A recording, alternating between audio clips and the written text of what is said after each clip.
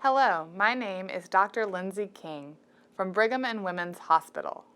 This instructional video will review the indications, contraindications, techniques, and potential complications in the performance of an abdominal paracentesis.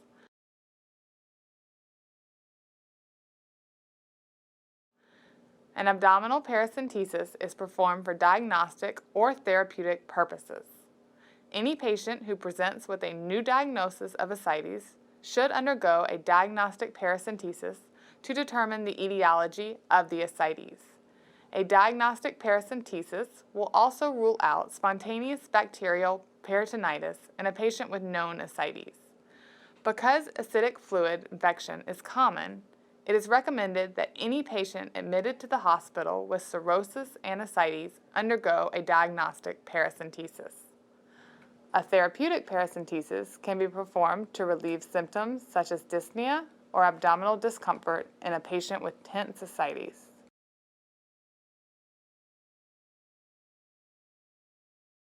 There are a few relative contraindications to performing an abdominal paracentesis.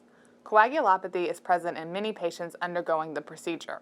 There are no set guidelines for coagulation parameters.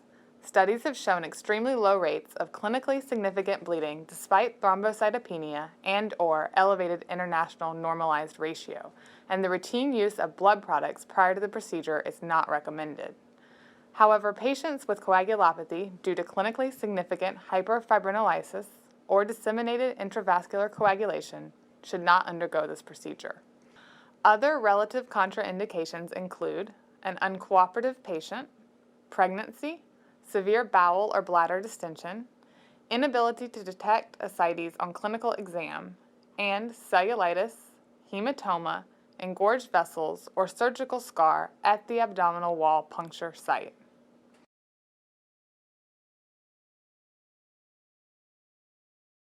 Here are the supplies you will need to perform an abdominal paracentesis. Many of these come prepackaged in paracentesis kits. Become familiar with the kits used at your location. Specifically, the supplies needed for sterile preparation and anesthesia are sterile gloves, sterile drape, sterile gauze, skin cleanser, face shield, skin marking pen, 1% lidocaine, 5 to 10 cc's, 22 and 25 gauge needle, and a 5 to 10 cc syringe. The supplies needed for fluid collection for diagnostic-only paracentesis are a 20 to 22 gauge 1.5 inch needle and a 20 to 50 cc syringe.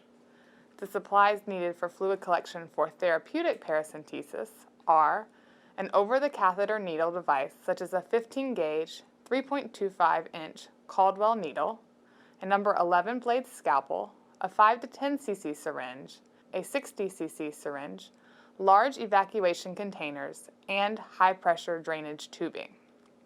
The supplies needed for specimen collection and procedure completion are specimen tubes, blood culture bottles, sterile occlusive dressing.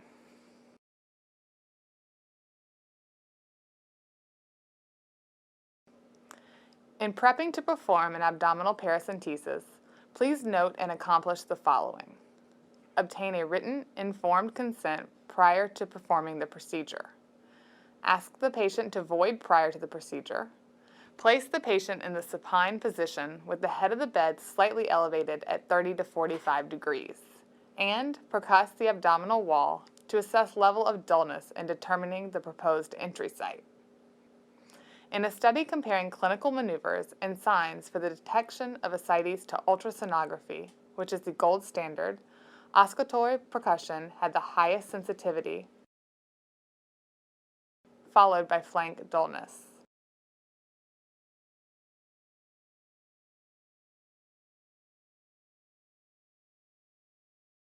While a fluid wave sign had the highest specificity. A bedside ultrasound can be performed by a trained clinician to help locate the proper site of needle insertion if ascites is difficult to detect. Ultrasound can be very helpful in patients who are obese or have undergone prior abdominal surgeries. There are two recommended areas for needle insertion. One is the site in the midline, halfway between the umbilicus and the pubis. The other insertion site is the area of percussible dullness in the left or right lower quadrant, approximately 2 finger breadths cephalad and 2 finger breadths medial to the anterior superior iliac spine. This site should be lateral to the rectus sheath to avoid inserting the needle into the inferior epigastric artery. Either the left lower quadrant or right lower quadrant site is recommended because it is thinner and the depth of ascites is greater in these locations when compared with the midline. The left lower quadrant is preferred over the right lower quadrant if one is concerned about a dilated cecum or appendectomy scar in the right lower quadrant. After determining the insertion point, mark the site with a skin marking pen. Perform the procedure using sterile protocols. Wear sterile gloves and a face shield. Clean the entry site with an antiseptic solution and place a sterile drape with a hole over the site. Anesthetize the injury site with a local anesthetic such as lidocaine. Use a 22 or 25 gauge needle to place a wheal of about 1 cc of 1% lidocaine in the superficial skin. Insert the needle into the deeper tissues in the anticipated direction of the paracentesis needle. Alternate injecting the lidocaine with pulling back on the plunger to prevent entering vascular structures. You may encounter a loss of resistance as you enter the peritoneum. Once peritoneal fluid begins to enter the syringe, inject additional lidocaine, 3 to 5 cc's, to anesthetize the peritoneum. This will take a total of 5 to 10 cc's of lidocaine.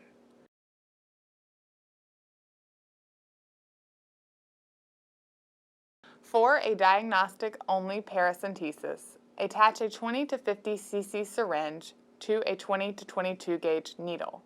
For a therapeutic paracentesis, use a number 11 blade scalpel to make a nick in the skin, enabling the catheter to be inserted smoothly.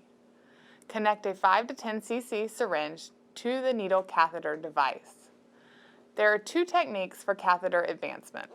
The purpose of these techniques is to prevent overlap of the skin insertion site with the peritoneal insertion site to minimize the risk of post-procedure fluid leak. For the angular insertion technique, the needle is held at a 45-degree angle as it goes through the skin. Maintain the needle at a 45-degree angle as it passes through the deeper tissues and into the peritoneal cavity. For the Z-track method, pull the skin 2 centimeters caudad before inserting the needle. Once the needle enters the peritoneal cavity and fluid flows into the syringe, the skin is released. The skin will slide back to its original position when removing the needle. When the catheter is in place in the peritoneum, hold the syringe in the dominant hand and steady the needle with a non-dominant hand, which is resting against the patient's skin. Advance the needle slowly in 3 mm increments with an intermittent rather than continuous aspiration as you advance the needle. The intermittent aspiration prevents drawing bowel or omentum to the end of the needle. When you enter the peritoneum, you may feel a loss of resistance. Once fluid flows into the syringe, stabilize the needle and advance the catheter over the needle. The needle can then be withdrawn. Connect a 60 cc syringe to the catheter to obtain fluid for diagnosis. To remove larger volumes of fluid, high-pressure connective tubing can be attached to the catheter and evacuation containers. There are no set guidelines for the maximum amount of fluid that can be removed during a large volume paracentesis. However, the risk of post-paracentesis circulatory dysfunction is increased when greater than 4 to 5 liters of ascites is removed.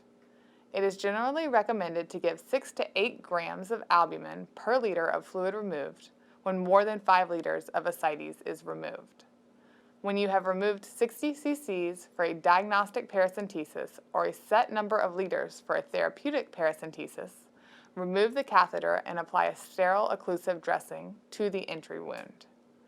Send the aspirated fluid to the laboratory for analysis. In addition, submit a tube for albumin and total protein measurement. Submit an EDTA-coded tube for cell count and differential. At bedside, inoculate blood culture bottles directly. Depending on the clinical scenario, other tests may be sent to the laboratory, including amylase, LDH, glucose, and cytology. You calculate the serum ascites albumin gradient by subtracting the acidic fluid albumin from the serum albumin. A value of greater than 1.1 grams per deciliter suggests portal hypertension as the etiology of the ascites, while a value of less than 1.1 suggests other etiologies such as an infection, pancreatitis, or malignancy. The presence of greater than or equal to 250 polymorphonuclear cells per microliter without any evident intra-abdominal, surgically treatable source of infection suggests the diagnosis of spontaneous bacterial peritonitis.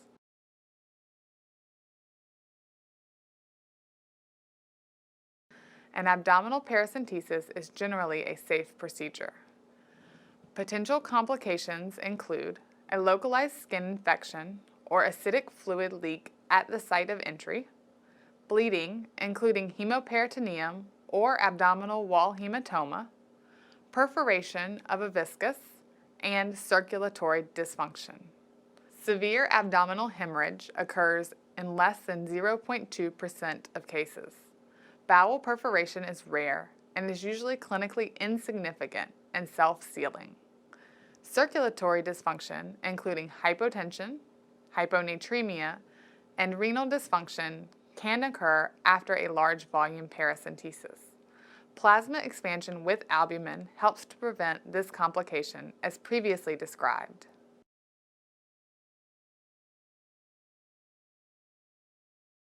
In summary, abdominal paracentesis can be performed for diagnostic or therapeutic purposes. There are few relative contraindications to the procedure. Complications can occur, but are rare. Thank you for watching this Harrison's procedural video.